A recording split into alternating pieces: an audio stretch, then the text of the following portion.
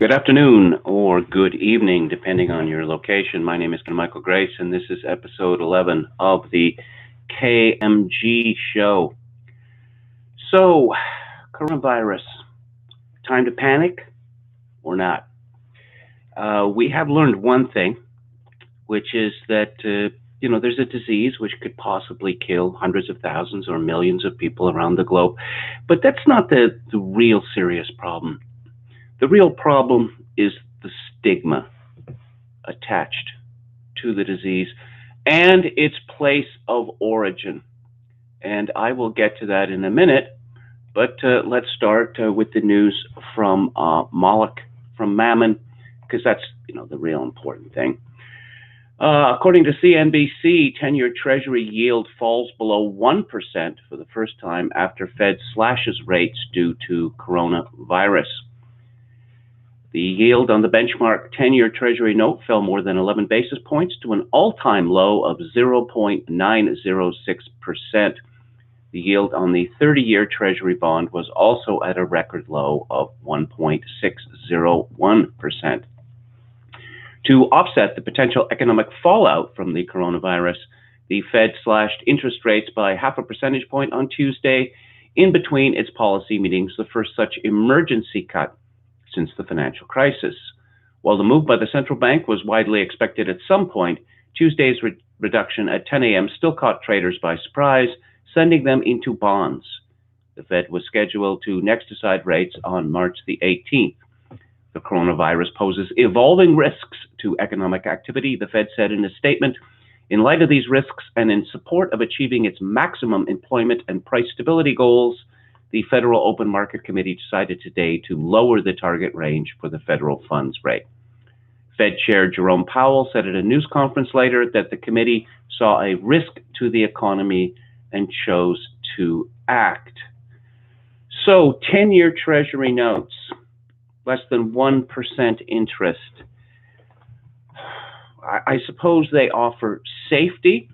They're certainly not offering value in terms of interest. But okay, how about the Dow? The Dow plunges more than 700 points despite the Fed cutting rates. Stocks fell sharply in volatile trading on Tuesday as an emergency cut by the Federal Reserve failed to assuage concerns of slower economic growth due to the coronavirus outbreak.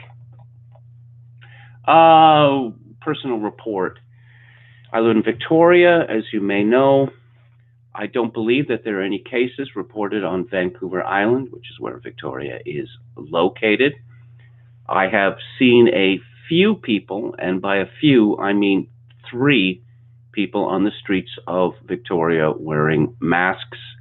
It could be that they have gone looking for masks but can't find any, because I understand that they were cleared out of drugstores a couple of weeks ago, and then cleared out of auto shops, paint shops, and the like. And it may be that some people are hoarding them. As regards a controversy or something that came up in the chat yesterday, I have banished the VGA cable from the background. I was rather bewildered when everyone was talking about this sinister VGA cable, and that was what I used to attach the monitor, my old monitor, on my old computer. I'm moving stuff around here. I have a limited amount of space, and I have to find a place to put the DVDs. I suppose that is number one concern. Now, okay, let's get to the stigma. Here's a story from the Japan Times. Coronavirus spreading fast outside China, but stigma is more dangerous, according to the World Health Organization. WHO Chief Tedros Adhanom Ghebreyesus, and I'm sure I've mangled that name, said almost 8 times as many cases had been reported outside China as inside in the previous 24 hours, adding that the risk of coronavirus spreading was now very high at a global level. He said outbreaks in South Korea, Italy, Iran, and Japan were the greatest concern, but that there was evidence that close surveillance was working in South Korea, the worst affected country outside China, and the epidemic could be contained there. Stigma, to be honest, is more dangerous than the virus itself. Let's really underline that. Stigma is the most dangerous enemy, he told a news briefing in Geneva. He said that the fight against the coronavirus should become a bridge for peace, commending the United States for supporting sending medical aid to Iran despite the tensions between them. I think we have a common enemy now. Wait a minute, I thought that the common enemy was stigma. I wonder if this is going to work. I suspect that it isn't. There's been a campaign lasting over a decade, which I've commented on previously, that mental health is just health, and that the real problem there is with the stigma. Well, you know, certain people are stigmatized for good reason.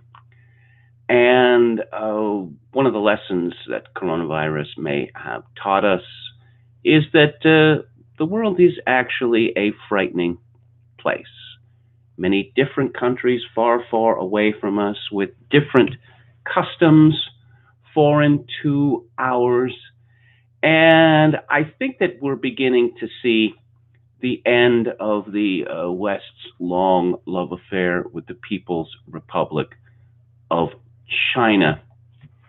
Let's see, the Seoul government asked prosecutors to launch a murder investigation into leaders of the Shincheonje Church of Jesus, to which most of South Korea's cases have been traced after some members visited the Chinese city of Wuhan, where the disease emerged. Seoul Mayor Park Won-soon said that if founder Lee Man-hee and other heads of the church had cooperated, fatalities could have been prevented. Lee knelt and apologized to the country, saying that one church member had infected many others and calling the epidemic a great calamity. We did our best, but we're not able to stop the spread of the virus, he told reporters. Now, of course, there was a conspiracy theory last week that this church, which is a millennial church, which seeks the end of time, was deliberately infecting as many people as possible in order to hurry up the end times. Of course, I have no knowledge of whether that is true or not, but let's see some tweets from the World Health Organization. Stigma can drive people away from seeking help by getting screened, tested, and quarantined. That's exactly the same thing that we heard about AIDS. That we were told back in the 1980s that the really obvious ways to deal with the epidemic, I don't know, such as closing down bathhouses or mandatory testing, that these would be bad because they would drive people into the shadows. I mentioned earlier comparing Cuba's method of dealing with the disease versus the United States, and Cuba ended up with a much smaller problem. But the WHO has some practical advice for us. When talking about COVID-19, and yes, it's not the coronavirus, it's COVID-19, certain words and language may have a negative meaning for people and fuel stigmatizing attitudes. Do talk about the new coronavirus disease, COVID-19. Don't attach locations or ethnicity to the disease. This is not a Wuhan virus, Chinese virus, or Asian virus. The official name for the disease was deliberately chosen to avoid stigmatization. Yes, we've seen that with certain words in the English language, that a well-known word, it ended up with people being called differently abled, because apparently, disabled replaced that word we're not allowed to say, but that was thought to be stigmatizing. So then we got differently abled. And I think it may have ended there. What else does the WHO have to tell us? It's lists of do's and don'ts. Hang on, I think I've got more here. Do talk about people acquiring or contracting COVID-19. Don't talk about people transmitting COVID-19, infecting others, or spreading the virus, as it implies intentional transmission and assigns blame.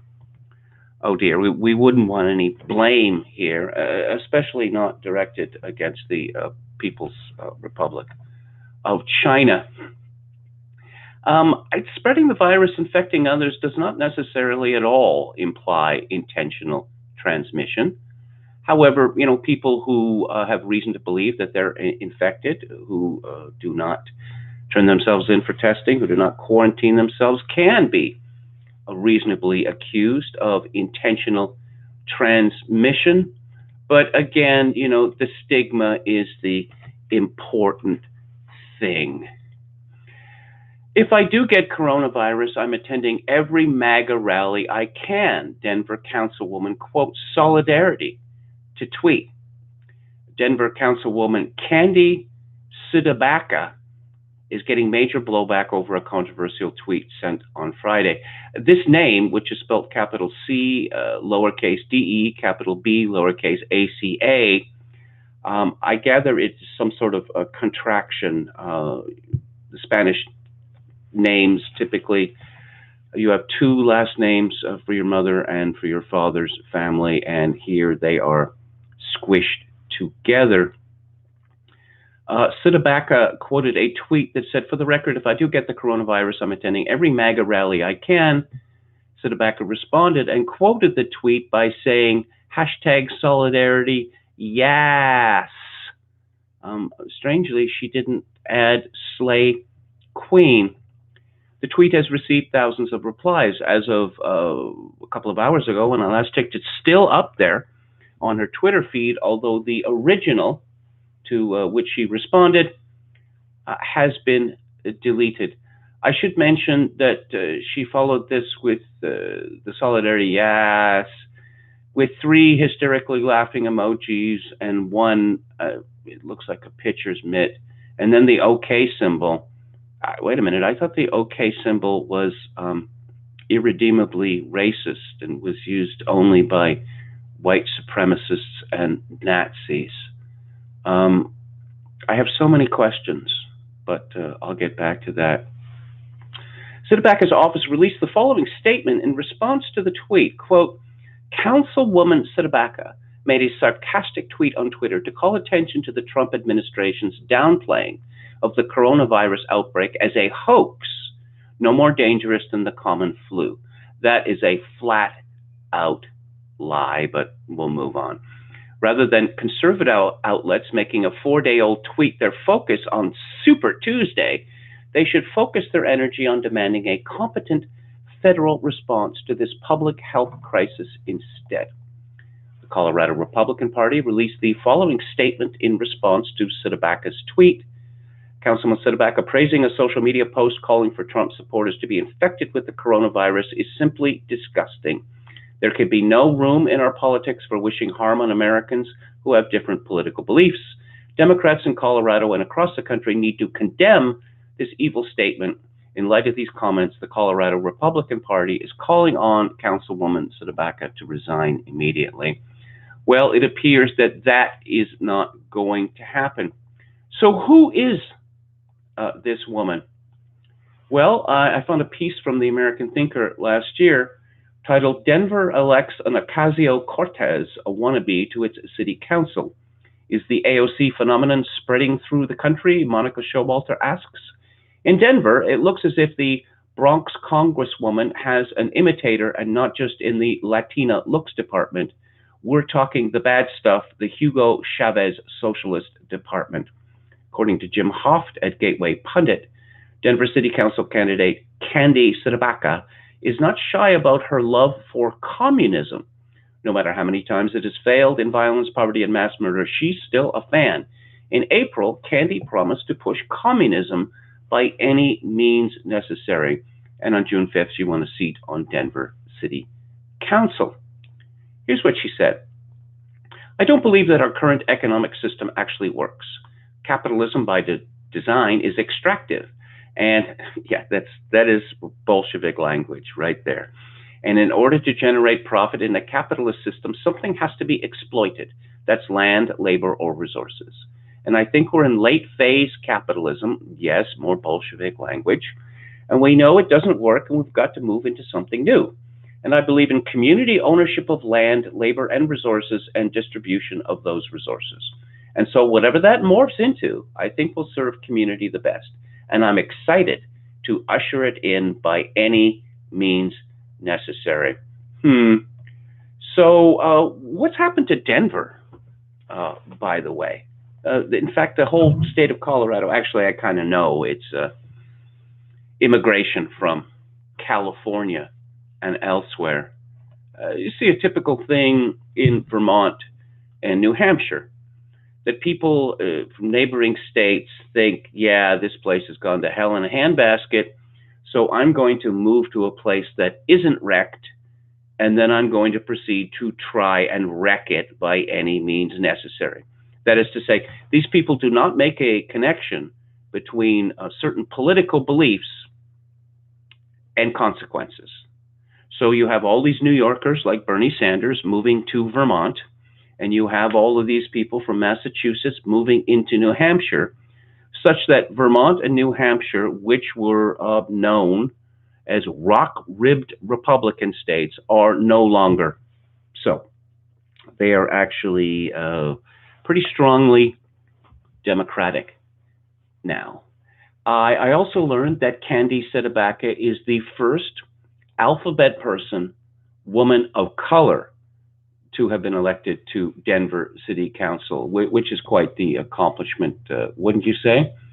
I looked at this woman's Twitter page today, and I found that she was complaining that apparently it is not permitted to dance inside the Lincoln Memorial. Is that the sort of thing that comes upon people when they look at the gigantic statue of Abraham Lincoln? They want to bust some moves or whatever the kids are saying today. Anyway, so what is Britain doing? Britons could be forced, the Daily Mail reports, to put their lives on hold for 3 months under coronavirus battle plan that would see troops on the streets, police ignoring minor crime, and patients turfed out of hospitals amid warning that 1 in 5 workers could get sick. The government has published its battle plan for responding to a major outbreak of coronavirus in the UK. The total number of UK cases has risen from 39 to 51 in the past day, Health Secretary Matt Hancock revealed. The blueprint sets out a 3-month drive to delay the spread of the disease. The action document says police could ignore low-level crime if the disease does take hold in the country. Now, that the Daily Mail actually says that the police could ignore low-level crime is richly hilarious, because the police in Britain have been ignoring low-level crime for, a couple of decades now. And in the last decade, they have decided to ignore a high-level crime, such as assault, robbery, even rape. Peter Hitchens has reported that people in Britain are now being given cautions for rape. Yes, that's right. The police have bigger fish to fry, particularly the epidemic of mean tweets, and in particular those mean tweets that have to do with, a dog making a Hitler salute, or things said about trans people.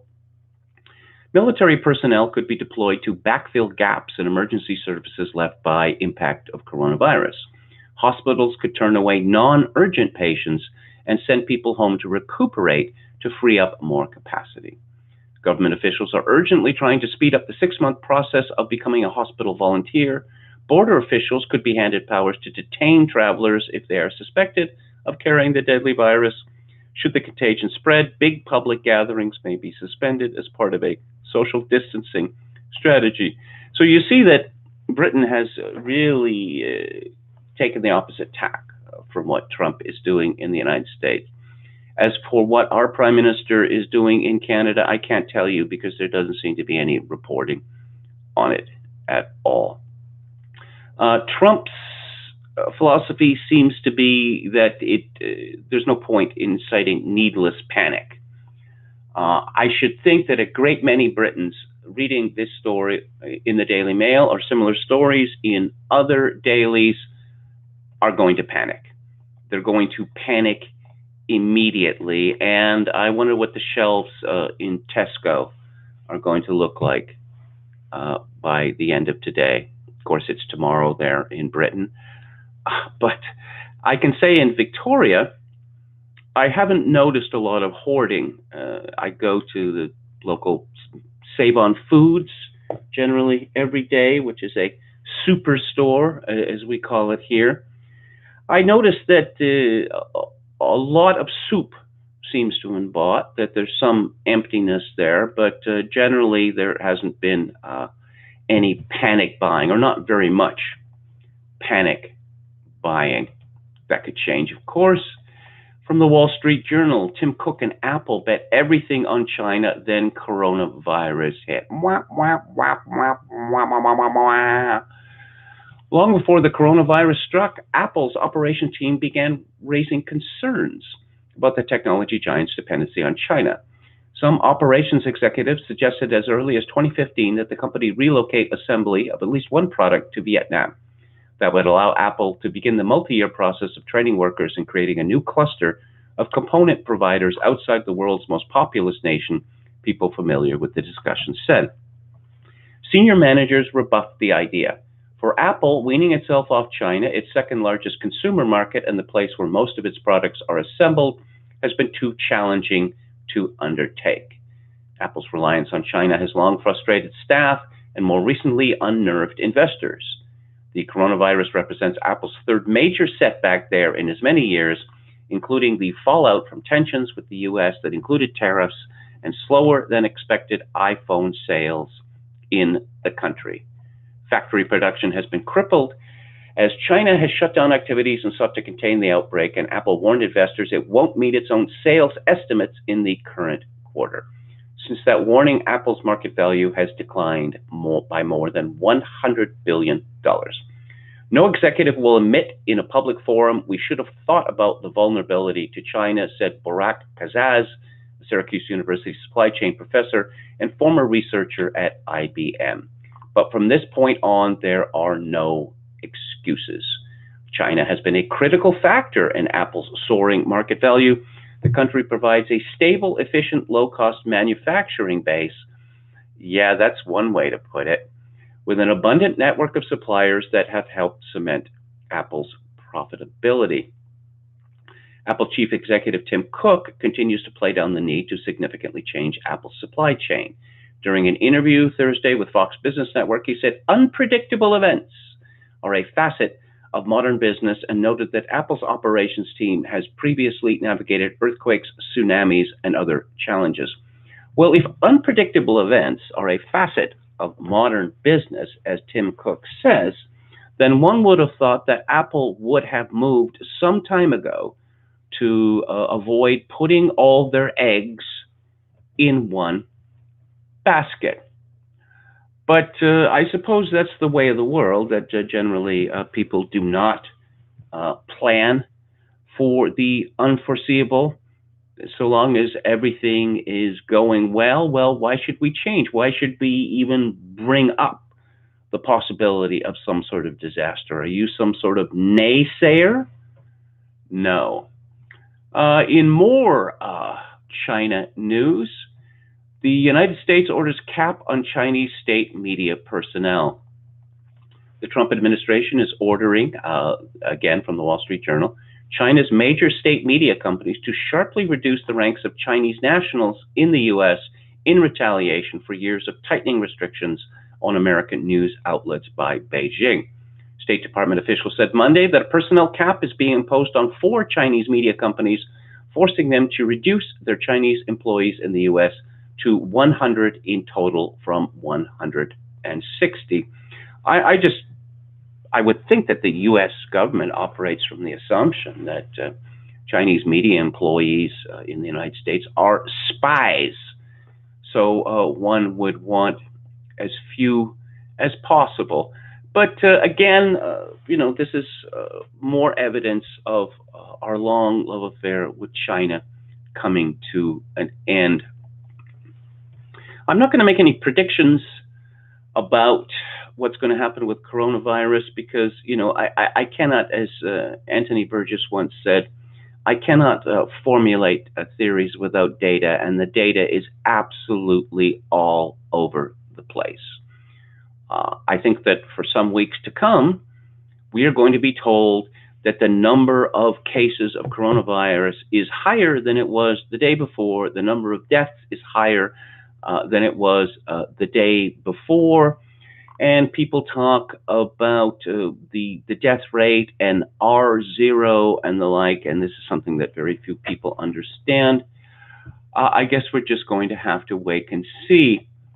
From San Antonio, the San Antonio City's Attorney's Office has taken legal steps to prevent the potential spread of coronavirus in the Alamo City by seeking a temporary restraining order in federal court against federal health officials. Officials announced Monday evening. The TRO, which has been denied, sought to prevent the more than 120 people who have completed their 14-day quarantine at Joint Base San Antonio-Lackland from being released by the Centers for Disease Control and Prevention until they have been confirmed negative for the virus or have completed a 28-day quarantine, officials said. They were to be released Monday, but it's still unclear when they will be released. Now, I see that the mayor of San Antonio is called Ron Nirenberg, or Nirenberg. And so I looked him up. He's born in 1977 and was elected mayor of San Antonio in 2017. He has an interesting background. His family is from all over the place: Ashkenazi Jews from Poland and Russia, Filipino, Malay, Indian, and British heritage on his mother's side. But he was born in Boston, and he was educated, Bachelor of Arts in Communication, University of Pennsylvania, Annenberg Public Policy Center. It just, politicians are increasingly rootless, that they just, I just can't imagine, electing someone as mayor of your town who had not grown up there, or at least had not, been there from an early age. It seems that American politicians, and Canadians as well, they complete university and they decide, what would be the most advantageous place for me to move in order to be successful in politics? Let's see what's going on with the chat. Philip Daniel says, the real problem is the Orientalist colonialist racism inflicted by whiteness upon Indigenous, Black, and Brown Chinese people of color. Yes, I'm sure that is absolutely true. David the Gnome says, I'm trying to think of a great Canadian thing or person I like. And he says, John Candy. Well, Marshall McLuhan was a Canadian. Northrop Frye was a Canadian. John Vickers, the great opera singer. I don't want to go into a list. Neil Young, I suppose he's Canadian. That's the old joke. How do you spot the Canadian in a crowd? He's the person saying he's really Canadian, because the world, and it used to be the case that Canadians went to Britain in order to make it. Then, starting from the 60s, increasingly they went to the United States. Previously, they would make a reputation in Canada. They don't do that anymore. They just head straight to the U.S. I guess Lorne Michaels, the producer of Saturday Night Live, and he has his own production company, which has produced shows like 30 Rock. I remember him when I was a kid. He had a comedy duo with a fellow whose name I can't remember, and they did comedy routines on the Canadian Beaver and such like. And Lorne managed to get out, and one can just imagine the horror if he had stayed, because there's really nowhere to go in Canada. There is television shows we make, Canadians aren't interested in watching them. Same thing with drama. As far as I know, Canada has never produced a decent sitcom. I suppose there was that one set in a gas station in Saskatchewan. I mean, it was okay. But no, Americans Canadians go to the United States. Neil Young buggered off from Canada, what, 1965 or 1966? And he really hasn't looked back. You know, we're talking about a man here who's lived in California for more than 50 years, and we're still calling him a Canadian. David the Gnome says, when I think of Canada, I think of Luca Magnotta and the kids in the hall. Yeah. Let's see. Weird Al Yankovic says he's not making a My Corona parody. He already made a My Bologna parody years ago. What is a critarchy again? It means rule by judges. It's an old term. It's an old Greek term. There have been critarchies in the past. For some reason, it's considered to be anti-Semitic. I can't keep up with all of this sort of thing. Canada is certainly a critarchy. To a large extent, the United States is a critarchy. I mean, if we were simply talking about, the Constitution, and everyone loves the Constitution, that is to say the U.S. Constitution, well then, the choice of Supreme Court justices would not be as critical as it is. And we have both the right and the left who take the position, quite rightly, that the history of the United States will be affected in a very profound way simply by the appointment of 2 or 3 or maybe even 1 Supreme Court justice. That Ruth Bader Ginsburg is close to death, and there is great fear on the left that when she dies, that Trump's replacement is going to mean that, say, Roe v. Wade is going to be overturned. All manner of things could be overturned. Let's see, critarchy increasingly it has come to mean rule by judges generally, not merely the biblical example. Yeah, okay. Let's see, someone from Korea writes, hospitals here are making people without severe illness, but with corona, to self-isolate with up to a year in prison if they leave the house. If their symptoms become severe, they're transported to ICU. I was talking about, Cuba and AIDS. Obviously, in a more authoritarian society, the ability to control outbreaks of disease is going to be stronger. No question about it.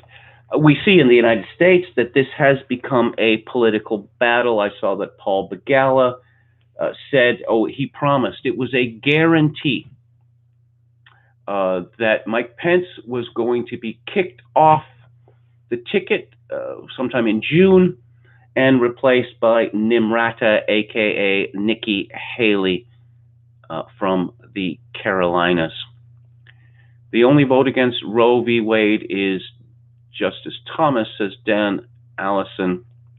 The U.S. Supreme Court just narrowly reached the decision that identity theft by foreigners is actually against the law, says James Fountain. I did not know that. Watch them lose their minds when Trump wins again and picks another Supreme. News from Super Tuesday, Biden won North Carolina and Virginia. I guess the polls close early there. I decided I'm not going to talk about that today because, it's all in flux. I'll certainly talk about it tomorrow. So let's get back to the show here, and let's talk about Poland. That Poland seems to be on the verge of replacing Hungary as the country most hated by the global elite. And there's a piece in Bloomberg Quint by Andreas Kluth, who is described as a member of Bloomberg's editorial board. He was previously editor-in-chief of Handelsblatt Global, and a writer for The Economist. So I guess we know what he's going to say. The chaos of 2015, when more than 1 million refugees came to the European Union within a year, caused lasting fractures between and within the bloc's countries. Now, growing numbers of migrants are once again crossing into the EU from Turkey.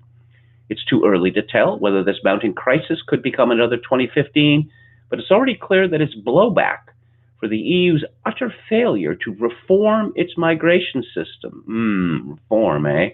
In the past 5 years, a failure that leaves it open to blackmail by cynical autocrats like Turkish President Recep Tayyip Erdogan. Though nominally a NATO ally and applicant to join the EU, yeah, that's not happening. Turkey is increasingly becoming a geopolitical threat to the West. Erdogan is waging a war in Syria for which he wants European support, even as his onslaught swells the huddled masses trying to escape the hell of Idlib. To put pressure on the EU, Erdogan is actively shooing more of the roughly 4 million refugees in Turkey toward Europe. That directly contravenes a deal Turkey and the EU made in 2016 when Erdogan, in return for lots of European money, promised to prevent migrants from crossing to Greece and to take back any who did. As a result, refugees are again paddling in dinghies to Greek islands, then crowding into overfilled and filthy camps. They're also, and this is new, trudging by land to Turkey's Thracian borders with Greece and Bulgaria, where, at least for now, they're stopped by tear gas and barbed wire. It's hard to say exactly how many tens of thousands they are, but for the EU, it's another potential catastrophe all the same. If Greece stays firm, throngs of human beings will suffer in limbo between the borders, and many will get sick and even die. The EU, in contrast to leaders like Erdogan, who understand only the callous rules of realpolitik, cannot afford such a humane catastrophe. If it sacrifices its values, it also forfeits its raison d'etre. I thought the raison d'etre of the European Union was as a trading bloc, but I suppose there has been some mission creep there. If, however, the EU allows the migrants to enter, that will create even bigger problems. As soon as word gets out that the borders are open, that's the camp of the saints scenario, more people will set off on their journey, not only from Syria, but also from Africa, Afghanistan, and elsewhere. The rush of migrants would be another gift to populists, boo, who tend to be both xenophobic and Eurosceptic. A new refugee crisis would mean more populists, boo, in more countries trying more brazenly to undermine the EU from within. Such a dilemma could have been foreseen since 2015, when the backlash against the refugees almost toppled Angela Merkel as German Chancellor. That makes the EU leaders' failure to prepare for a new crisis all the more glaring. It defies comprehension that the Union today still has the same flawed migrant regime that broke down so spectacularly in 2015. Called the Dublin system, it requires migrants to apply for asylum only in the first EU member state they physically enter, which usually means Greece, Italy, or Spain. In effect, the system leaves those frontier states to cope or not cope on their own, even though most migrants plan to move on to northern countries. Yes, asylum shopping, they call it. Overwhelmed, Greece just suspended its processing of asylum applications for a month. The system is both dysfunctional and unfair. Yeah, I would say that it would be unfair mostly to the European countries, but we're not supposed to think about their well-being. No.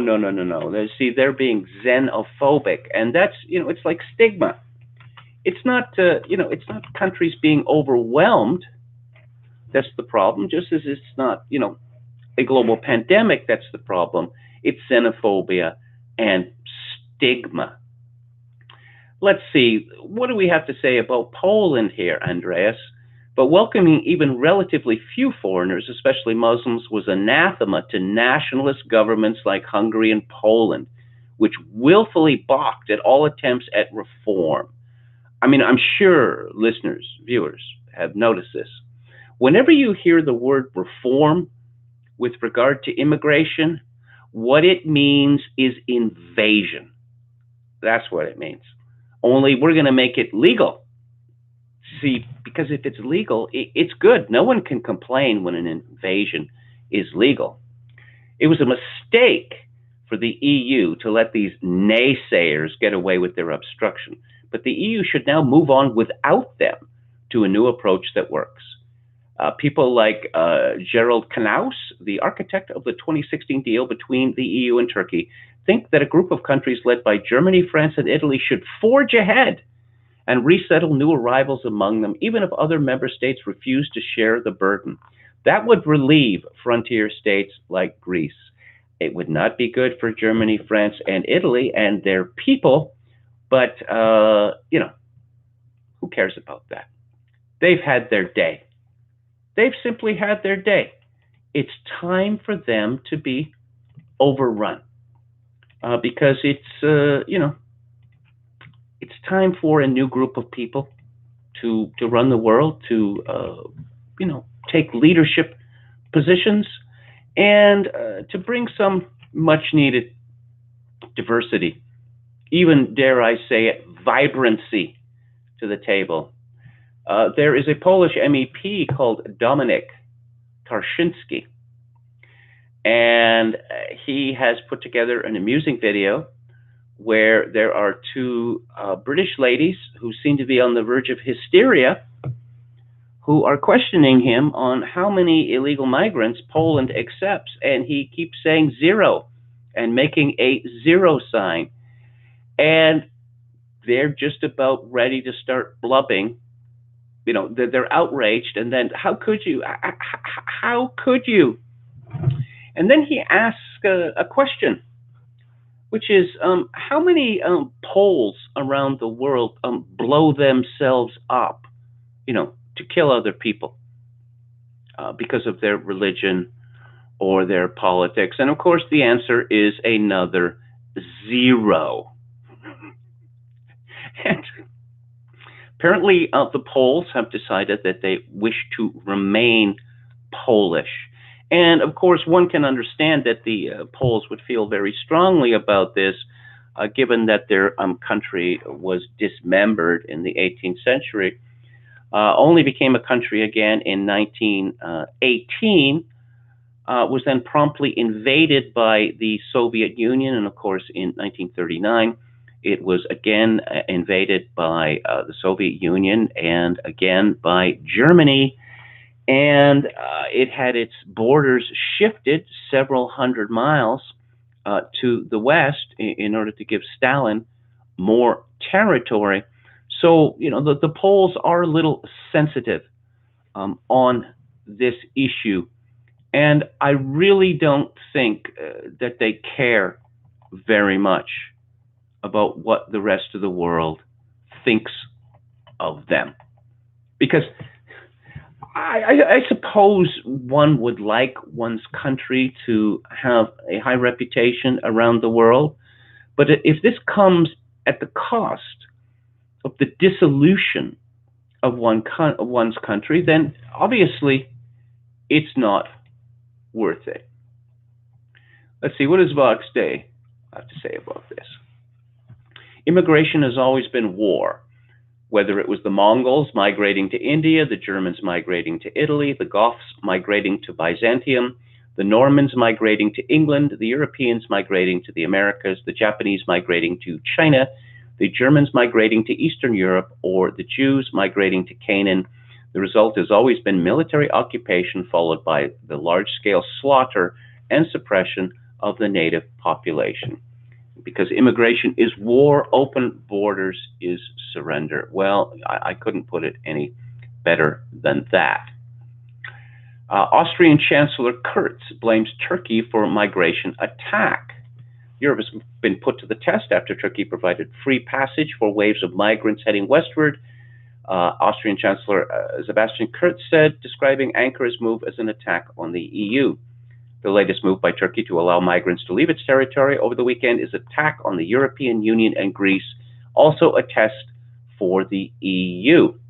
If European countries cave in to Turkish President Erdogan's pressure, then 13,000 migrants desperately waiting at the EU border will be only the beginning, the Austrian Chancellor warned. Now, obviously, this story is from RT. I don't have access to everything that he said, that is to say, the Austrian Chancellor. But it's curious, he didn't seem to mention Austria here. You know, attack on the EU. Well, migrants swarming across Europe is also an attack on Austria, because Austria is one of those countries that migrants like because of the nature of their welfare state, which is generous. Meanwhile, Greek authorities struggling to hold back the wave at the borders have described it as an invasion. Greek police fired tear gas at migrants attempting to storm the border fence, while the Coast Guard tried to stop refugee dinghies by pushing them outside the country's southern islands. I would say that this attempt to hold off this invasion is not really serious unless lead is employed. And up till now, it has not been employed. I was talking about diversity, enrichment. Well, we have some Congolese enrichment going on in Paris, the fabled City of Light. Police arrest 54 protesters as major fire hits Paris's Gare de Lyon station. Arsonists start blaze, then clash with firefighters during, wait for it, a protest against a concert. A major fire broke out near to the Gare de Lyon railway station in Paris on Friday, causing it to be evacuated. Police had been dealing with protesters over Congolese singer Fally Ipupa's performance in France. Officials said garbage bins and scooters were set alight after the demonstrations turned violent this evening. Well, supporters of open borders say, well, we colonized their countries, so now they're returning the favor. The Congo was actually a Belgian and not a French colony. But that doesn't seem to be, it doesn't seem to make any difference, Let's see, Fally Ipupa is 42 years old, and he's a supporter of Congolese President Felix Chilombo, and there is a large opposition movement against him based in Paris. And the Daily Mail has thoughtfully provided some rather frightening pictures of the fires. Why are these people in France? And I suppose the more important question is, when is France going to produce another Joan of Arc, who famously said during her first trial, well, the trial when she was alive, which was a bent trial controlled by the English and their Burgundian lapdogs. She said, all foreigners must leave France or die. It's remarkable, if you look at the life of Joan of Arc, that she seemed somewhat a ridiculous figure, certainly to the British jurists who were prosecuting her. But let's say within 2 generations of her death, the British had been cleaned out of France, except for Calais, which remained a British colony until Queen Mary. Queen Mary said, when I die, they will find Calais written on my heart. And the Burgundians decided to abandon the English and throw their lot in with the French. So let's talk about Chris Matthews. Is the latest cancel culture edition. I hadn't seen Chris Matthews on TV for a long time. I mean, he's been on TV forever. I used to see him. He seemed, I don't know, something of a fatuous figure. But I have to say that he was a representative of this sort of old-style genial liberalism, which used to exist in the United States, which has now been completely swept away by progressivism. And progressivism, as I have pointed out, is post-liberal. He's gone from MSNBC's Hardball. This happened very quickly. Last night's show, he started off with this. Let me start with my headline tonight. I'm retiring. After conversations with MSNBC, I've decided tonight will be my last Hardball. Let me tell you why. The younger generations out there are ready to take the reins. Yeah, because people in the media are renowned for their wish to step away from the spotlight. He suggested younger people were bringing better standards than we grew up with, fair standards. No, that's not true. It's the opposite, actually. And he acknowledged he had in the past addressed women in an outdated manner. For making such comments in the past, I'm sorry. In less than 2 minutes, he had signed off and handed over the hour to MSNBC anchor Steve Kornacki, who seemed taken aback by the assignment. Yes, everyone seemed taken aback. There seemed to be a kind of panic at the time. A female journalist wrote last week in GQ, alleging Matthews made inappropriate remarks to her while she was getting ready to appear on the show. That resurfaced reports that Matthews had been reprimanded in 1999, 21 years ago, after a similar incident that resulted in a settlement to an employee, as well as claims that Matthews treated female politicians less respectfully. Oh dear, oh dear, oh dear. Oh, MSNBC has also been in recent discussions with former Fox News Channel anchor Shep Smith.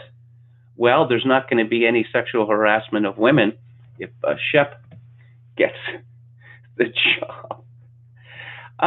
There's been much playing of a clip where Chris Matthews was getting Erin Burnett to move closer to the camera, having a little fun with her and remarking on her beauty. And I must say that she is indeed a beautiful woman. I would say I don't know that I've ever seen a woman on television as good looking as her. But it's can't compliment women on their looks anymore. And who's responsible for this? Well, not all women, as they say. I suppose it would be women who are not particularly good looking, or perhaps exactly the opposite. Now, something I learned a long time ago, which is that normal women prefer to be complimented on their looks rather than on their talent or their brains. That's just the way that it is. But of course, you know, I suppose women who are not well favored are resentful, and they are certainly envious of those women who are better looking than them. And who gets punished for this? Well, men get punished for this. Oh, that's a pretty dress you have on today. Oh, that's a hostile statement? How is that possibly a hostile statement? So Chris Matthews had compared Bernie Sanders' victory in the Nevada caucuses to the fall of France in 1940. The comment prompted private complaints to MSNBC from senior Sanders staffers and a rare on-air apology from Matthews himself. Yeah, it's over the top, but people on television, you spend thousands of hours on television talking, you're going to say things that are over the top. Let's see. I'm sorry for comparing anything from that tragic era in which so many suffered, especially the Jewish people. Oh, come on, Chris. To an electoral result of which you were the well-deserved winner. Yeah, that's the fall of France. Yeah, there was one thing that was important there in the fall of France. And I suppose this was brought home to him. That apology did little to staunch the criticism, as calls for his firing were renewed after a combative interview with Elizabeth Warren was decried as sexist. The interview prompted journalist Laura Bassett, a frequent MSNBC guest, to allege in an op-ed that Matthews made sexist and belittling comments to her off the air. Laura Bassett, she's no Erin Burnett, let's put it that way. Why haven't I fallen in love with you yet? Bassett said. Matthews told her, keep putting makeup on her. I'll fall in love with her. Yeah, I don't know that this actually happened. She says that it happened, but is there proof? Who knows? Chris Matthews also made a series of inappropriate comments throughout his time at MSNBC, including an ill-advised joke told to Hillary Clinton about a Bill Cosby pill in 2016. I need more information because that doesn't really explain very much. But let's talk about Elizabeth Warren here in this regard. The old line from feminists used to be that we are just as smart, just as tough, just as hardworking as men. We don't want any special treatment. We just want a level playing field, and we will triumph. Yeah, the line has changed. I have read dozens of editorials from all over the world in the last year claiming that women in politics need special protection because apparently they're held to higher standards than men are. No, they are not. They have very much had an advantage in that, the first woman to. Well, we want the first woman to be. And so, conditions must be made favorable for this first to happen. Female politicians complain that they're criticized for their looks, or their looks are commented upon. And of course, that never happens to male politicians. I don't know, like Donald Trump, Orange Bad Man, who is mocked for his face, he's mocked for his hair, he is mocked for his weight, he is mocked for the size of his hands. There is just as much attention paid to the looks of male politicians as there is to the looks of female politicians. And there's a reason for that, because, physiognomy is important. People judge people by their looks. Whether that's fair or not is really not important. They just do, and they always will. But so now Chris Matthews is gone. And let's go back to the chat. Someone from Finland, Jaakko Raipala, says we now have an all-female government in Finland. One of the first things they're doing is trying to criminalize criticizing politicians. Yes. Politicians of all parties, as a rule, are in favor of censorship because who gets criticized the most? The nastiest things, the insults, they're directed at famous people, first of all, and especially towards those people who can be thought to be responsible for the conditions under which we live, i.e. politicians. So I would have thought that these people would know what the conditions were before they got into the game. If you can't stand the heat, get out of the kitchen, as Harry Truman famously said. But no, you see, it's all about public service. These people are desperate to serve the public. They don't have any ulterior motives. I mean, they're not megalomaniacs or narcissists or anything like that. It's just all about public service. So there they are, striving mightily to serve the public in whichever way they can, and they're subject to this savage abuse. Oh dear, oh dear, oh dear. Jim Edwards says they're also posting TikTok dances to stop rape. Okay, I'm going to be talking about social media a little later in the show. James Fountain makes a rather risque comment about Chris Matthews. I don't know. I suppose it's kind of embarrassing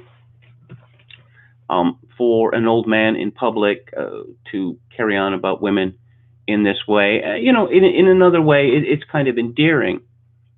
The great German poet Goethe fell head over heels for an 18-year-old girl when he was 80 years old. I suppose it's nice to be reminded that one is still part of the world despite one's advanced age. Okay, we're going to talk about Donald Trump and immigration now. And I know there's a lot of people, black pillars on the right, who have claimed that he has betrayed his followers. I don't think that's true, but there was a rather good piece in the Washington Times by Stone Washington. Is that his real name? It's called An Immigration Report Card for President Trump. President Trump's base cares about immigration more than any other issue. 59% of Trump voters named immigration as a top 3 issue in a recent Harvard-Harris poll. By comparison, just 35% listed terrorism, national security, and only 29% said the economy and jobs. If even a fraction of these voters feel Trump hasn't delivered on the immigration reform promises he made in 2016, they may stay home in November and cost him a second term. So how's he doing? Let's take a look. He has kept several of his most campaign promises. He did promise to end DACA, the Deferred Action for Childhood Arrivals, which granted work permits and temporary legal status to 690,000 illegal aliens who came to the United States as minors on day 1 of his presidency. He did attempt to do so 9 months after taking office. Lower courts have temporarily blocked this rollback, but the U.S. Supreme Court will likely rule in the president's favor this term. Trump has also made considerable progress on his oft-promised border wall. His administration has built over 83 miles of barriers. More than 150 miles are under construction. And the president has even gotten Mexico to pay for it, at least in one sense. This past spring, he coerced Mexico into deploying thousands of troops, a human wall of soldiers and National Guardsmen, to thwart illegal border crossings. He pledged to ramp up detentions, and he stayed true to his word. On any given day, ICE holds about 50,000 illegal aliens in detention, the highest levels in U.S. history. He's also cracked down on asylum fraud, negotiating a de facto safe third country agreement with Guatemala. Now migrants passing through that Central American nation must seek asylum there first. This has stemmed the flow of fraudulent asylum seekers from El Salvador and Honduras. Additionally, Trump's administration has forced tens of thousands of fraudulent asylum seekers to remain in Mexico while awaiting court dates. Many have given up and returned home. Altogether, these reforms have staunched the flow of illegal border crossers. In November, only 33,000 illegal aliens were apprehended at the southern border, a 75% drop from the decade high of almost 133,000 in May 2019. Immigration, I should add, as a whole, has greatly declined under Trump, depending on what sources you read, anywhere from 50 to 66%. Let's talk about the bad. Trump's record hasn't been perfect, far from it. On the campaign trail, he vowed to reduce record immigration levels. Well, he has done that, which have produced lower wages and higher unemployment for our citizens. However, his latest proposed immigration overhaul, engineered by Jared Kushner, would continue to admit more than 1 million new permanent residents each year under the premise that is now a skill-based admission system, meaning the middle class will have to endure more competition for jobs while enduring wage stagnation that blue-collar workers have suffered for decades. By maintaining the current historically high influx of immigrants, the plan would continue to tilt the balance heavily in favor of employers. Companies wouldn't feel any pressure to raise wages. According to Harvard economist George Borjas, when the number of workers in a particular labor pool, such as college graduates, rises 10% due to immigration, wages for American workers in that group drop more than 3%. The president has also backed away from his earlier support for the RAISE Act, sponsored by Senators Tom Cotton, David Perdue, and Josh Hawley. The legislation would cut legal immigration levels in half. It's enormously popular. 73% of Republicans support the RAISE Act's reductions. Yes, I could say that Trump has been rolling out his immigration policy like one thing at a time, and he's been forced to fight on all number of fronts, mostly against Democratic Congress that doesn't want to give him money for the wall. Of course, the Republican Congress under that clown Paul Ryan was no better, and he's also fighting against the courts. Trump isn't the sort of fellow who lays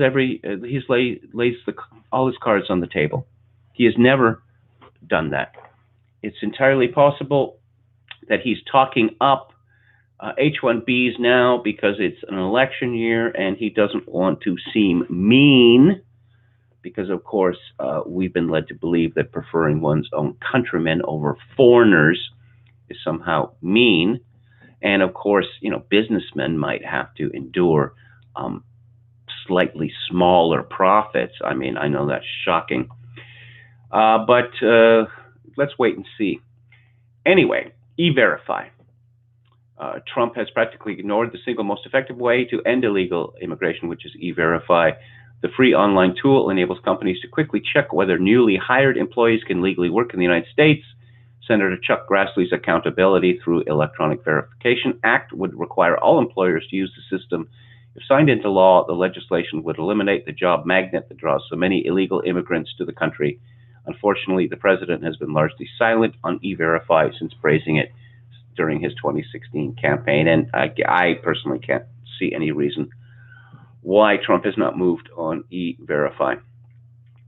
Recently, the president's campaign manager for 2020, Brad Parscale, told Fox Business host Lou Dobbs that border security and immigration weren't priorities going forward. Parscale said, "We already have those voters," and he told Dobbs that other issues would take precedent in 2020. That's a troubling sign. It is indeed a troubling sign, but Parscale is not making policy for the Trump administration. Okay, so that's the bad news. What's the good news? Well, we'll turn to The Atlantic from George Packer. The president is winning his war on American institutions. Trump is destroying the civil service and bending the government to his will. That sounds good, doesn't it? When Donald Trump came into office, there was a sense that he would be outmatched by the vast government he had just inherited. The new president was impetuous, bottomlessly ignorant. Oh, fuck off. Almost chemically inattentive, while the bureaucrats were seasoned, shrewd, protective of themselves and their institutions. They knew where the levers of power lay and how to use them or prevent the president from doing so. Trump's White House was chaotic and vicious, unlike anything in American history. Yeah, unlike anything in American history. I don't know. A lot of people have compared Donald Trump to Andrew Jackson. I wonder whether what Packer would think of Jackson's administration. Would he use the word vicious? Vicious actually doesn't mean something I don't like or something, strong and unpleasant. It means proceeding from vice. So, but it didn't really matter so long as the adults were there to wait out the president's impulses and deflect his worst ideas and discreetly pocket destructive orders lying around on his desk. After 3 years, the adults have all left the room. This gets better and better, saying just about nothing on their way out to alert the country to the peril, while Trump is still there. Yeah, there was a coup attempt, which failed. James Baker, the former general counsel of the FBI, which was one of the leading coup plotters, and a target of Trump's rage against the state, acknowledges that many government officials, not excluding himself, went into the administration convinced that they are either smarter than the president, or that they can hold their own against the president, or that they can protect the institution against the president because they understand the rules and regulations and how it's supposed to work, and that they will be able to defend the institution that they love or served in previously against what they perceive to be, I will say neutrally, the inappropriate actions of the president. And I think that they are fooling themselves. They're fooling themselves. He's light years ahead of them. That sounds good, too. Apparently, he's not such an idiot. The adults were too sophisticated to see Trump's special political talents, his instinct for every adversary's weakness, his fanatical devotion to himself, unlike every other politician, his knack for imposing his will, his sheer staying power. They also failed to appreciate the advanced decay of the Republican Party, which by 2016 was far gone in a nihilistic pursuit of power at all costs. Yeah, that's why they thought that Jeb Bush and Marco Rubio and Ted Cruz would be the best candidates because of a nihilistic pursuit of power at all costs. The Republicans didn't grasp the readiness of large numbers of Americans to accept, even relish, Trump's contempt for democratic norms and basic decency.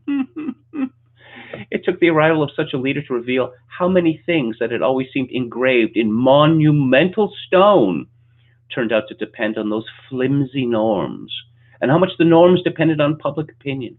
Their vanishing exposed the real power of the presidency. Legal precedent could be deleted with a keystroke. Law enforcement's independence from the White House was optional. The separation of powers turned out to be a gentleman's agreement. Transparent lies were more potent than solid facts. None of this was clear to the political class until Trump became president. Oh, really? The aggrandizement of the office of the president, people didn't notice this until Trump became president? This is absolute nonsense. Going back to 1950, Harry Truman got the United States into a war with North Korea and then later China. And there was no declaration of war, which is called for. But it wasn't a war, it was a police action. So you see, this is just a gentleman's agreement about the need for a declaration of war, because we're just going to define what we're doing as not a war. The power of the presidency has got stronger and stronger and stronger, and I will note that many people on the right, including those associated with National Review, have touted a strong presidency, a very strong presidency, talking about energy in the executive, that sort of thing. But the assumption was that it was always going to be one of our guys, like George W. Bush.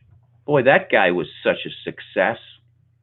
Oh, let's see, I'm invited to read Anne Applebaum on polarization and the eternal appeal of authoritarianism.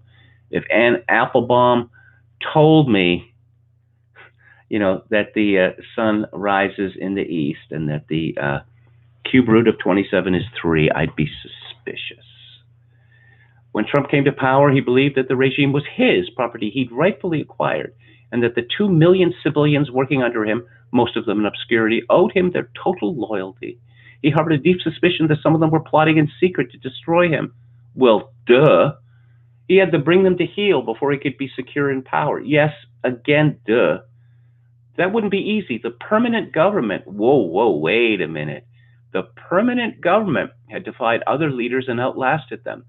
In his inexperience and rashness, the very qualities his supporters loved, he made early mistakes. He placed unreliable or inept commissars, good one, in charge of the bureaucracy, and it kept running on its own. I predicted this going back to 2016.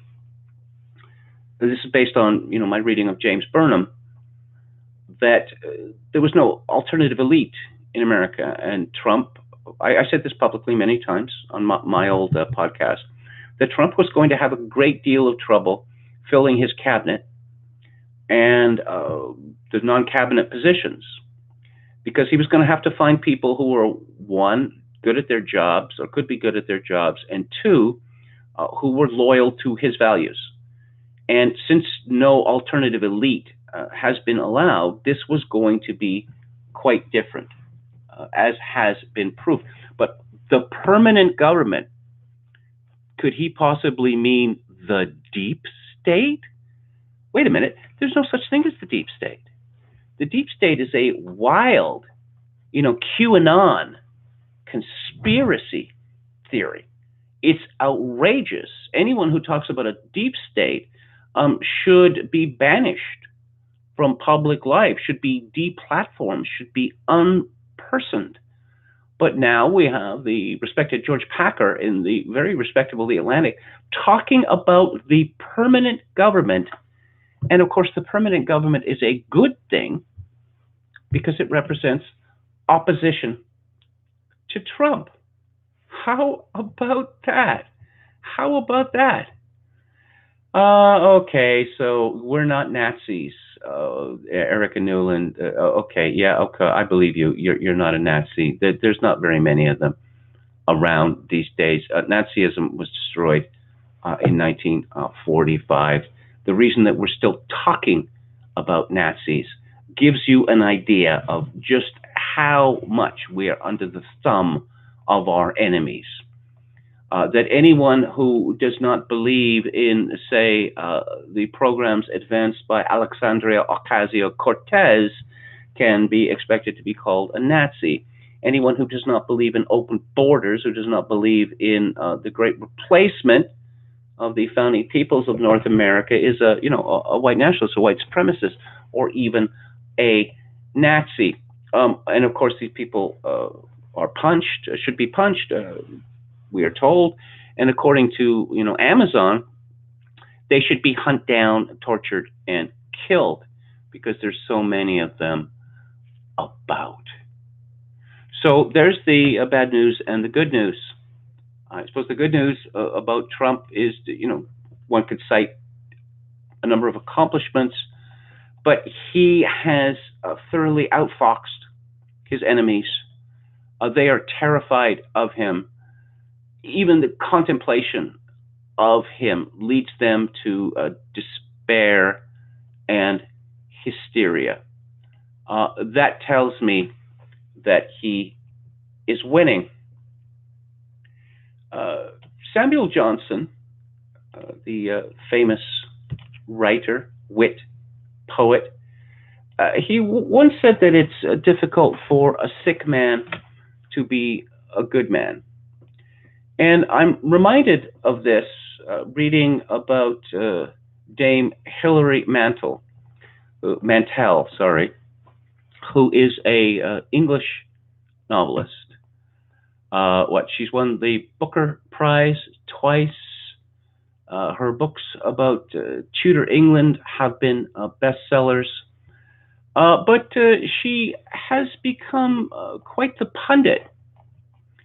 She had some things to say about the royal family a few years ago, which were very controversial. To wit, she likened the Duchess of Cambridge to a shop window mannequin who would become a jointed doll on which certain rags are hung. Essentially, she said that there is a concentration on baby making power. Well, yes, that is the point. The point of the wife of the sovereign or of the heir is to provide an heir and a spare. Everyone knows this. There have been, many, many convulsions in British history due to the inability of the sovereign's wife to produce heirs, or Queen Elizabeth I. She could not produce an heir, which resulted in England getting a Scottish king, of all things. Let's see. In 2013, Hilary Mantel said that it may be that the whole phenomenon of monarchy is irrational, but that doesn't mean that when we look at it, we should behave like spectators at Bedlam. A cheerful curiosity can easily become cruelty. In 2014, she confessed to having fantasized about the murder of Margaret Thatcher and fictionalized the event in a short story called The Assassination of Margaret Thatcher, 6 August 1983. In the interview, she expands on her hatred for the former British Prime Minister. Allies of Thatcher called for a police investigation, to which Mantel sarcastically responded, "Bringing in the police for an investigation was beyond anything I could have planned or hoped for, because it immediately exposes them to ridicule." Yes, you say that now, but if you get your collar felt, as they say, and you get dragged off to the police station, I think that you would have rather a different opinion. And in fact, we have had quite a few people in Britain dragged off to the police station because of mean tweets, or, for instance, for pointing out that prayer is not allowed in Crown parks. Yes, so Hilary Mantel is back in the news again because she's weighed in on the whole Meghan Markle fiasco. You may have seen that apparently Meghan Markle is asking around for a superhero role, presumably in a Marvel film. And I wondered, what would Meghan Markle's superpower be?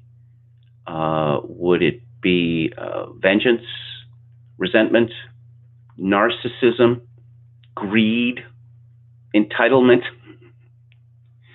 In any event, uh, Hilary Mantel says that while she hesitates to call her a victim, I think that there has been an element of racism in the invective against her. I think it's more deeply embedded than people's consciousness than any of us are willing to admit. I could go through the British press or the Canadian press or the American press or whatever every single day and find examples, several, of people talking about how white people are all racist and there's nothing we can do about it, and we're killing the world, etc., etc., etc. And it's systemic, and it's really the source of all evil in the world. As Ron Unz wrote a few months ago, that if you take these, claims against white supremacy, racism, xenophobia, or whatever, and just substitute the word witchcraft, the meaning will be exactly the same. In an interview with the BBC, Hilary Mantel said there's an intense concentration on the bodies of royal women. If anyone doubts that, we only have to look at what happens when our royal ladies are pregnant and when they give birth. They are perceived as public property in the same way that Tudor women were perceived. Has she heard of Kim Kardashian say, or Beyonce, that does she talk to a lot of women? Because even women who have no children, and Hilary Mantel has no children, perhaps the ones that don't have any children, seem to be obsessed with the pregnancy of other women, particularly of famous women. That they, here's my Instagram. Here I am cradling my belly. Here's my sexy shot of me being 8 months pregnant. We can blame Demi Moore for that, and that celebrity photographer Annie Leibovitz for having eroticized pregnancy. And everyone does it now. Again, Hilary Mantel seems to be divorced from the culture. She said in Meghan's case, that included her skin color, the treatment of royal women was sad and objectionable because simply turning the individual woman back into a breeder. Oh, that is a nasty word. Hilary Mantel has been quite ill for most of her life. I'll read from Wikipedia. During her 20s, she had a debilitating and painful illness. She was initially diagnosed with a psychiatric illness, hospitalized, and treated with antipsychotic drugs, which reportedly produced psychotic symptoms. In consequence, Mantel refrained from seeking help from doctors for some years. Finally, in Botswana and desperate, she consulted a medical textbook and realized she was probably suffering from a severe form of endometriosis, a diagnosis confirmed by doctors in London. The condition and necessary surgery left her unable to have children and continued to disrupt her life. Continued treatment by steroids caused weight gain and radically changed her appearance. It's a sad story. But this returns me to my question. Can a sick person be a good person? Because, one notices look back to when you were sick yourself. Even as something, relatively minor as the flu. Were you a pleasant person to be around? We see with disabled advocates, a great many of them, certainly a majority, seem to, they lash out at people who are not disabled. And they accuse not disabled people of all manner of ill feeling and crime. Or alternately, they make the claim that that there's nothing wrong with me. There is something wrong with you for making something out of my disability. Well, it's very sad people who are born blind or deaf, but no, the deficiency is theirs. The deficiency is not ours. One cannot ascribe qualities to a nullity, as Aristotle pointed out. I remember quite a few years ago, I went to an exhibition on, it was like great disabled people in history at the Vancouver Public Library. I didn't seek it out. I used to go to the Vancouver Public Library. I'd be going downtown, and I'd meet people there before we'd go out on the town. And so I was shocked and appalled, as they say, to see a big spread about Beethoven, acclaiming him as the great deaf composer. Well, two things came to mind immediately, angrily, which were one, Beethoven's deafness drove him mad. And second, if Beethoven had been born deaf, he never would have composed a single note. I saw Anne Kingston, the Canadian journalist, died a couple of weeks ago. She was a childless woman, and she seemed to be very bitter about those women who actually had born children. That she had a cover story in Maclean's magazine, interviewing all these women that children ruined my life. So is one to take from that, okay, so you don't have any children, so there is something wrong with women who do have children? Where do you think people come from? Hilary Mantel cannot have children, and she seems to bear a grudge against those women who actually do bear children, and the fact that women in particular are fascinated by other women's pregnancies. I can say men, as a rule, they don't care. They simply don't care.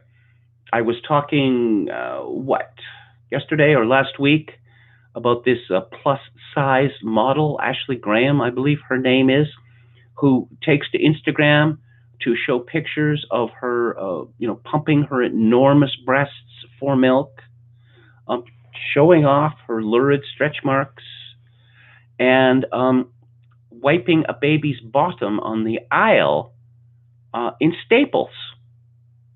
No man wants to see those pictures. No man whatsoever wants to see those pictures. There seems to be an enormous, appetite for that amongst women, though. And I suspect that Hilary Mantel's problem is with other women. And I really think that women in her position, or people who are disabled, who make themselves pundits, who lash out in the way that Mantel and others do, I suppose it's probably best just to ignore them, to look away. On the other hand, my great journalistic hero, Oberon Waugh, once wrote an essay in The Spectator called Against the Disabled. He began by pointing out that he was, at least according to the British government, 100% disabled based on the life-threatening injuries that he'd suffered serving in the British Army in Cyprus in 1961. Okay, so Octopus Night, I read somewhere that when deaf Beethoven's sense of tempo increased many-fold, Ode to Joy would be played at breakneck speed if deaf Beethoven had his way. Yes, there was his metronome markings were added to scores, a couple of decades ago, and conductors complained, no, that this is just too fast. So they're routinely ignored. Although some conductors have taken up the new streamlined, faster Beethoven. Thomas Fleming once argued that you get these very strange sonorities in late Beethoven pieces, these very strange combinations of instruments. And Fleming suggested the reason for that is that Beethoven, was not in a position to know what they sounded like. He had an idea of what they sounded like, but this was distorted because of the fact that he had not been able to hear properly for many years before he became completely deaf. Let's see. I don't know. Me and all my guy friends are constantly dishing on what female celebrities are pregnant. I'm assuming that is being ironic. That no, the male attitude seems to be, I'm not interested in other people's children because I can make my own. Octopus Knight, can a sick person be a good person? Pretty good argument for universal health care. I'm not really seeing that. Buddy says there's a new show on TV called Breeders, mocking Anglo families with kids.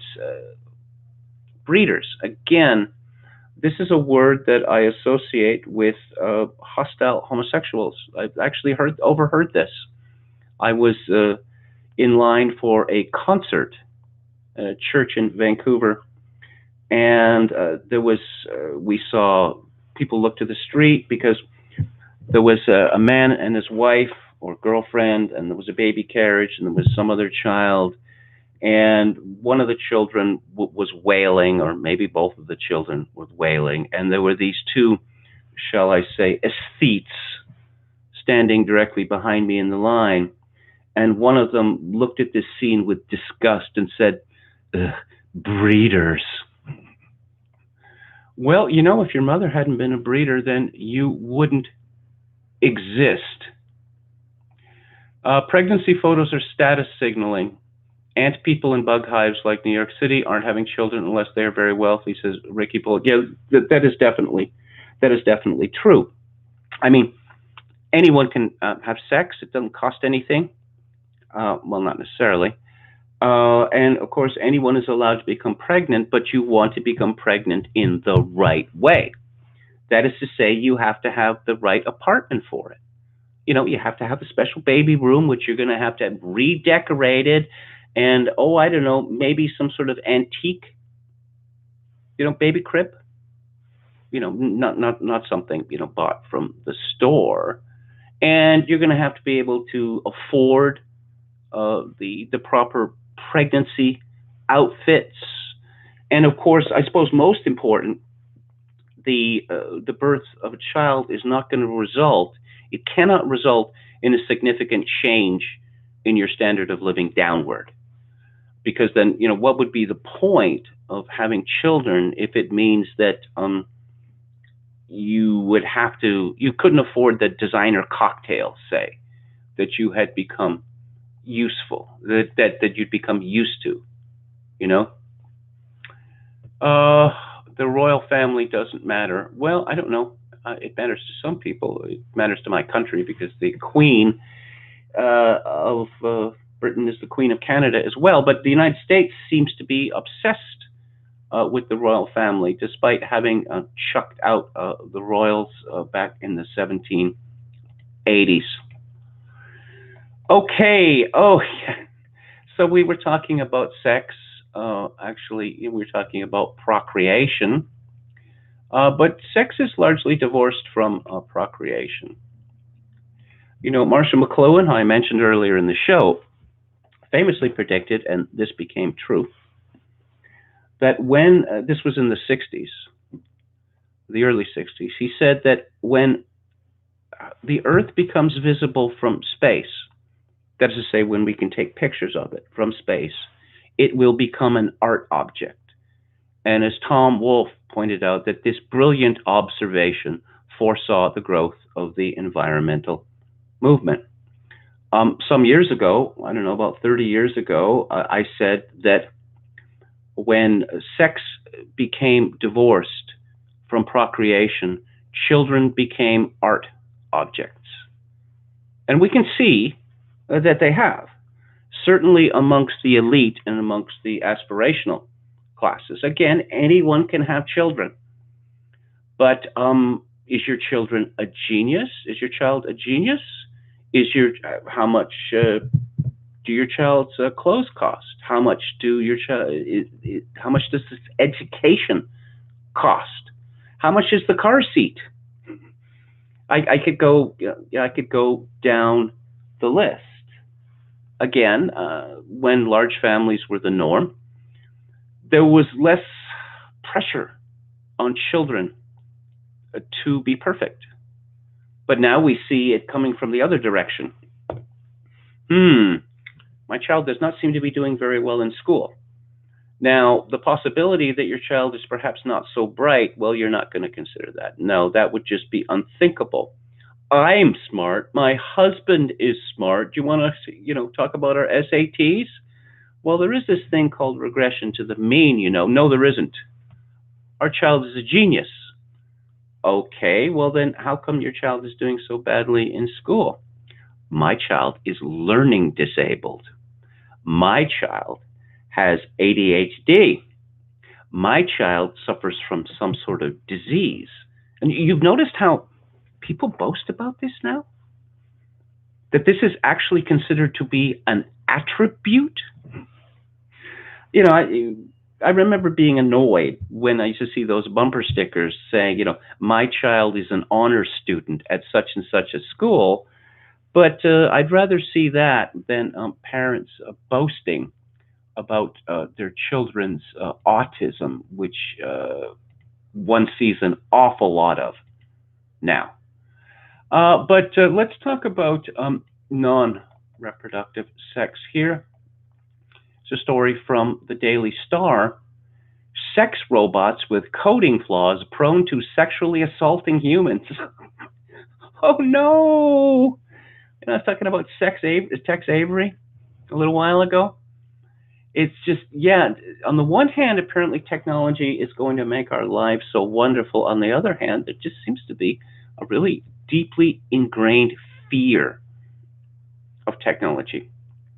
Sex robots will need to be programmed correctly in order to avoid sexual assault, an expert has claimed. Dr. David Levy believes robots of the future will have their own sexual desires as part of their own artificial intelligence, AI, libidos. But he says they will be stronger, and it will be important to program robots with consent.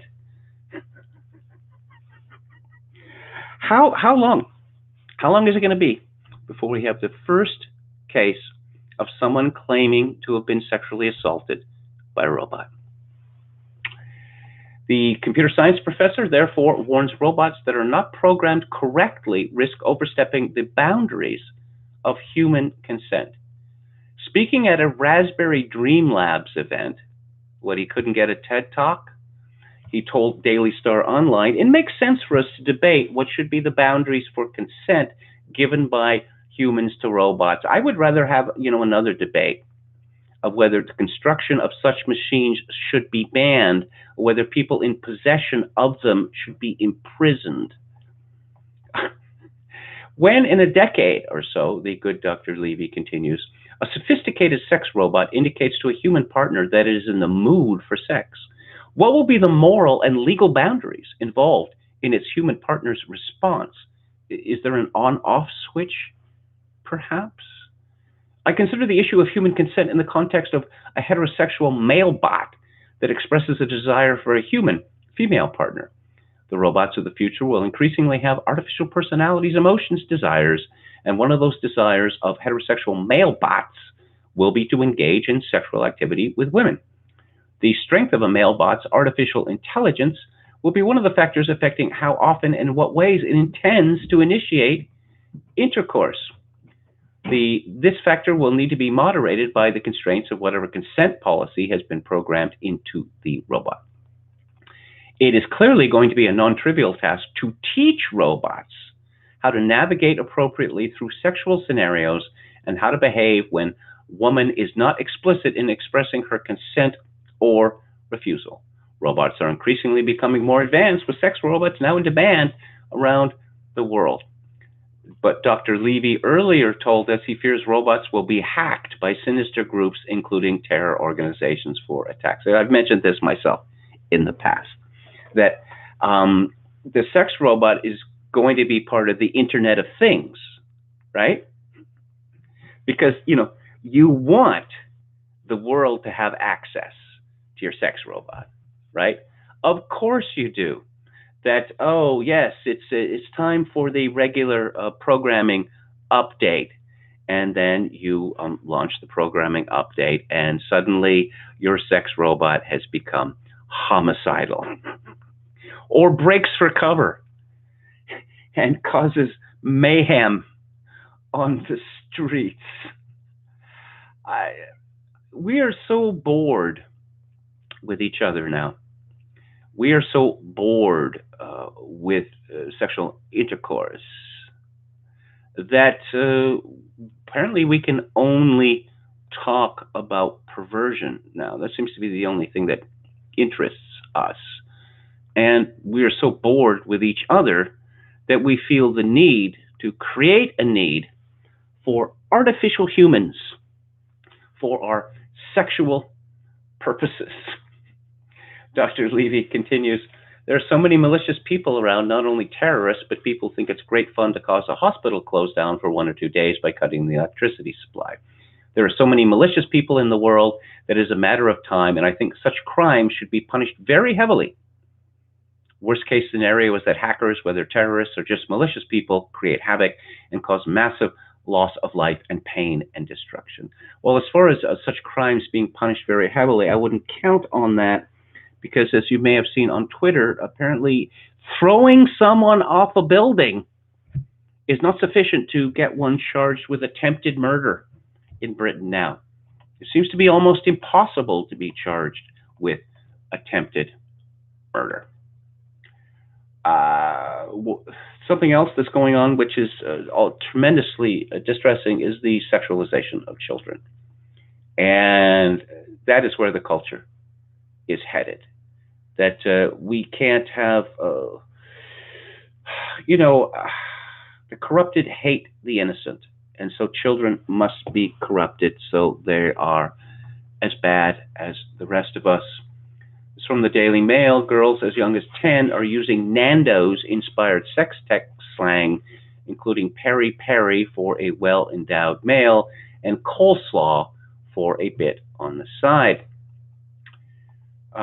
Internal reports were carried out by Safe2Net, an internet safety service that uses artificial intelligence to provide real-time advice to help children tackle online issues such as cyberbullying, sextortion, and grooming.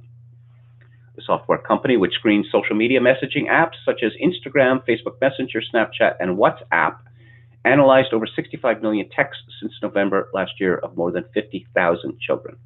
It found that girls as young as 10 are referring to code words from the Afro-Portuguese restaurants menu and generally use the most sexually explicit language.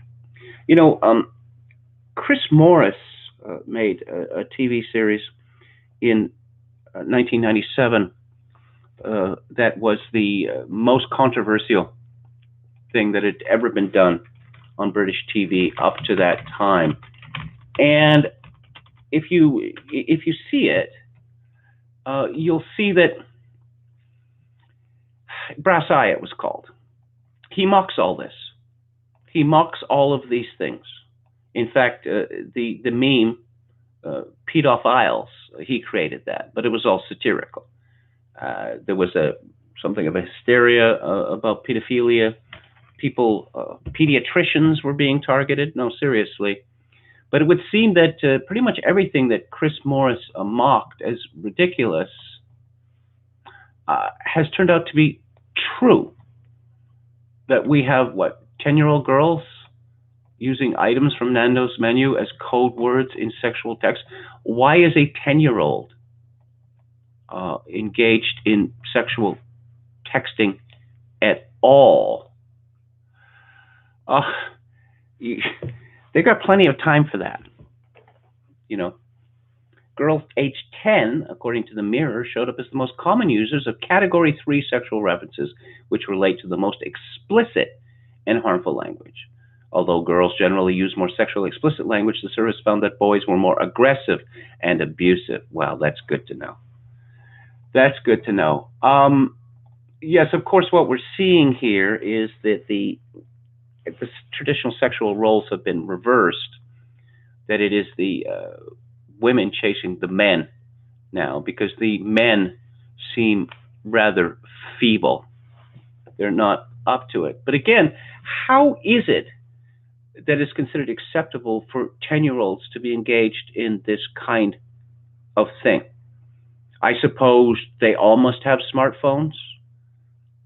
It seems serious possibility to me that if a British child, or perhaps a Canadian child or American child, were to go to their school counselor and to say that my parents won't let me have a smartphone, then they could be investigated for abuse because everyone else has them.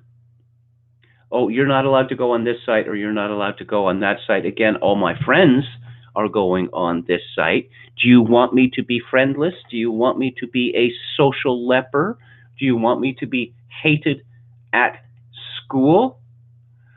I was talking about Pete Buttigieg and congratulating a 9-year-old boy for being gay publicly on stage so that the whole world knows his name. Doubtless, he goes back to school, this fellow, and he's bullied. Well, who could have seen that coming? The CEO of Safe2Net said of the results, "We weren't expecting to see that. We thought it would be more likely to be boys than girls and in the 12 to 13 age group." Well, doesn't the culture teach us that women are just as interested in sex as men are? That women should be proud of their interest in sex, that they should not hide it, that they should lead by example? Well, I suppose this is one of the results of that. So, what else do we got here? Oh, millennials. Okay. This is now a staple of the media, is how hopeless millennials are. There's no end to stories like this. Of course, there's no end to stories about how greedy and selfish boomers are. So I suppose it balances out. According to the Independent, according to study finds, this is from Sheffield in England. Has the quintessential handyman become a thing of the past? Homeowners used to take pride in repairing and maintaining their homes all by themselves, but a recent survey of 2,000 young British adults finds that many still need assistance with the simplest of tasks, like changing a light bulb. Unbelievably, some respondents even admitted to simply leaving a dead light bulb in place for more than 3 weeks before finally mustering up the courage to ask for some help. Other simple fixes that respondents said that they can't accomplish alone include putting up wallpaper, draining a radiator, painting, tightening up a loose cabinet door, and fixing a loose screw. Less than 25% of survey participants would call themselves good at DIY or do-it-yourself skills, and 13%, about 1 in 8, flat out said their skills were poor. Now, I was talking about the class divide in babies, and there's an enormous class divide in DIY as well, in the same way as there is in food. It used to be a given, we want to go back a couple of generations ago, that mothers taught their daughters how to cook. They had been taught, by their mother, going back into the mists of history. Well, that stopped for various reasons. And so now there's 2 classes of eaters. There's the serious eaters, who know about recipes and make their own food using the proper ingredients. And there's everyone else who just shoves something into the microwave. This is actually quite sad. Of course, we're told that this is far more efficient. It leaves out important things such as the sense of satisfaction one derives from preparing one's own meal, or even better yet, preparing a meal, say, for one's family. And but no, you see, the rich people, the elite, and the aspirational people, they eat sensibly. They have a balanced diet, and they use proper ingredients, and they're sourced, from the best ethical places. Whereas it's expected that the rest of us, the proles, simply become enormous, gorging on prole feed, and we have no reason to care where our food comes from, or the food that we eat has been chemically designed to be addictive. quite simply. DIY is the same thing. It used to be the case that fathers taught their sons how to do certain things, but that ended for various reasons. Oh, I don't know, dad's never around, dad has no time. And I suppose that, a divorce and closeness between parents and children, it's one reason for it is selfishness, because there's time involved here. Now, obviously, there's pleasure to be had and satisfaction from passing on civilization, practical civilization to your children. But if you're doing this, it means that you can't be doing your own exciting things. It means that you can't in your 40s pretend that you're still in your 20s. And I suppose another reason for this is, well, if it's broken, throw it away.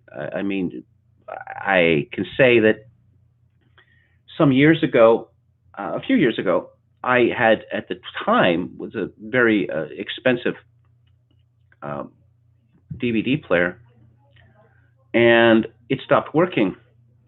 And I called around, is there any place that would repair this? And the word I got was it'd be more than it's worth. Throw it away and buy another one, because the prices get cheaper all the time.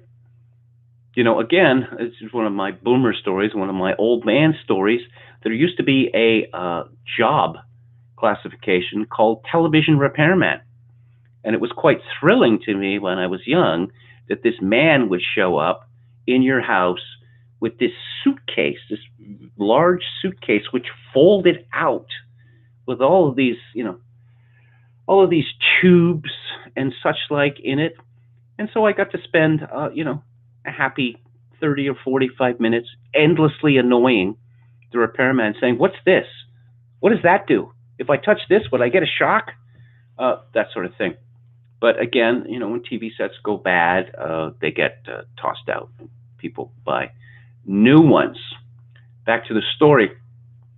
The research also noted that a full third of millennials seek out help on the easiest of household chores, mostly because they're sure they'll mess things up if they attempt it themselves.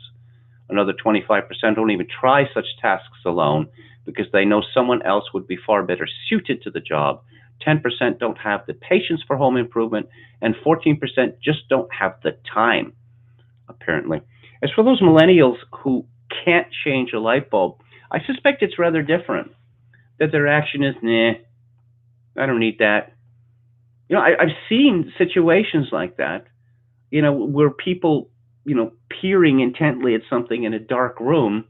Why are you doing that? Well, the light bulb's out. Why don't you replace the light bulb? I don't need it. Well, apparently you do need it. Again, if you want to go back a couple of generations ago and more, children spent a lot of time screwing around on their own.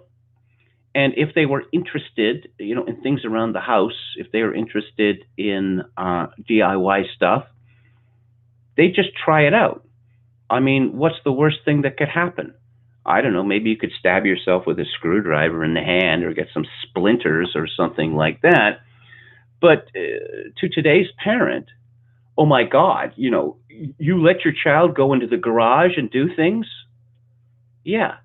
And then you're thinking, no, I shouldn't have said that, because what, is there going to be a call to the authorities here that I'm recklessly endangering my child or children?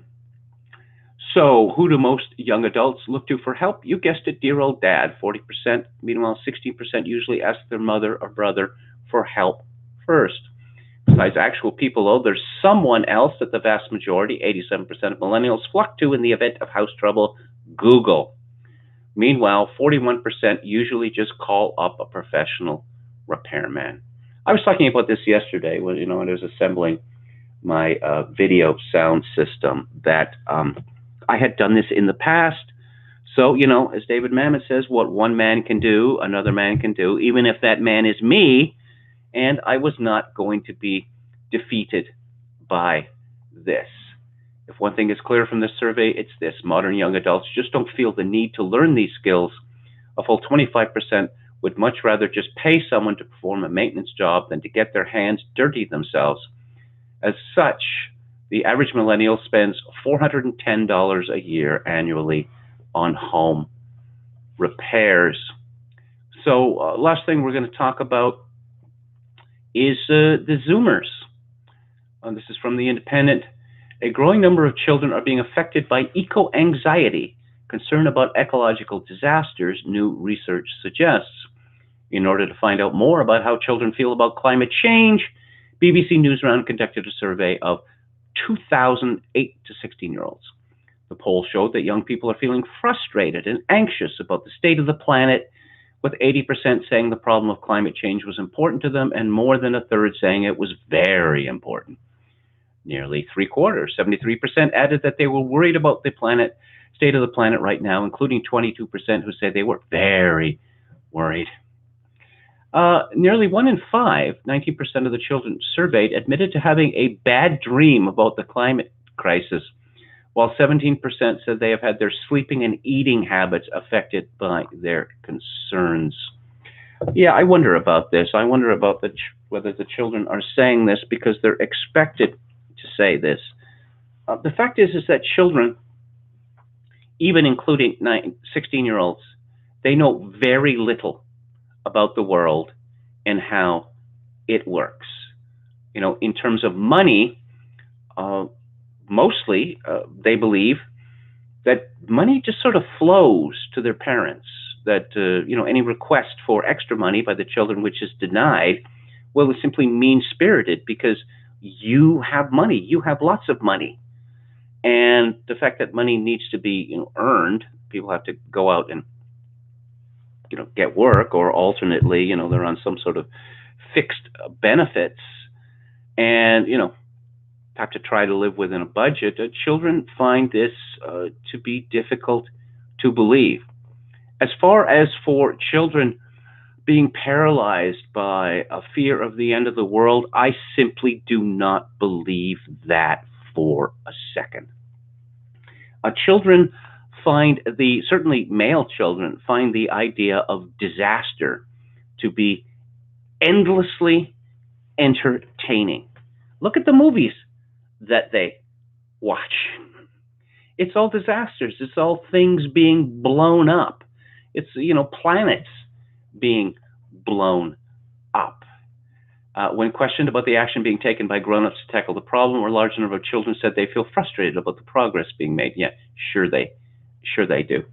I remember nightmares that I had when I was a child, and one of the nightmares that I had would be that it was Saturday, and there I was, half asleep in my bed, and suddenly, my mother runs into the room and says, "Get dressed." Well, why do I have to get dressed? There's school.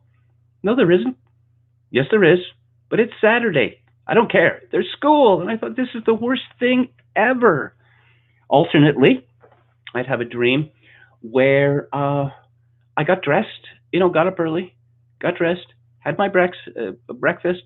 I'm walking to school, and there's a friend of mine on the street, and he says, "Where are you going?" And I said, "To school." And he says, "It's Saturday, you idiot. There's no school." And I thought, yes, it's Saturday. There's no school. I can stay asleep in my bed. These are the kinds of things that children worry about. I suppose when they're not using Nando menu phrases to sext each other. But children are selfish. They're exceedingly selfish. And to the extent that they care about the world, it is so that they can gain attention for themselves.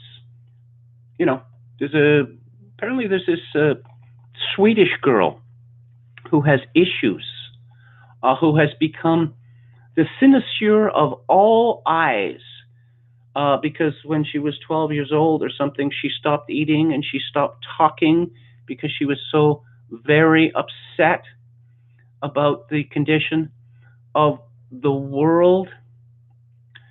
Let's see. I'm just going to read from the chat here, and then I'm going to wrap it up Did you see the article this week that researchers found plastic in bodies of waters nowhere near civilization? They think the rainwater is heavily polluted.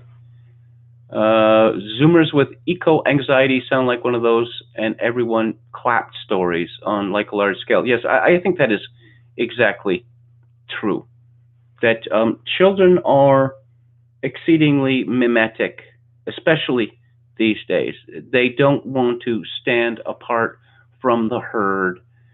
So if it's put to them that they have to be traumatized by climate change, then they will play along with that.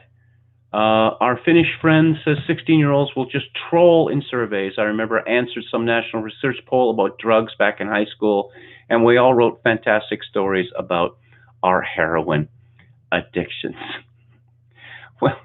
Well, good for you. Good for you. I just, I grew up during the Cold War, and I was a child during the Cuban Missile Crisis, and I know that a lot of adults were scared to death.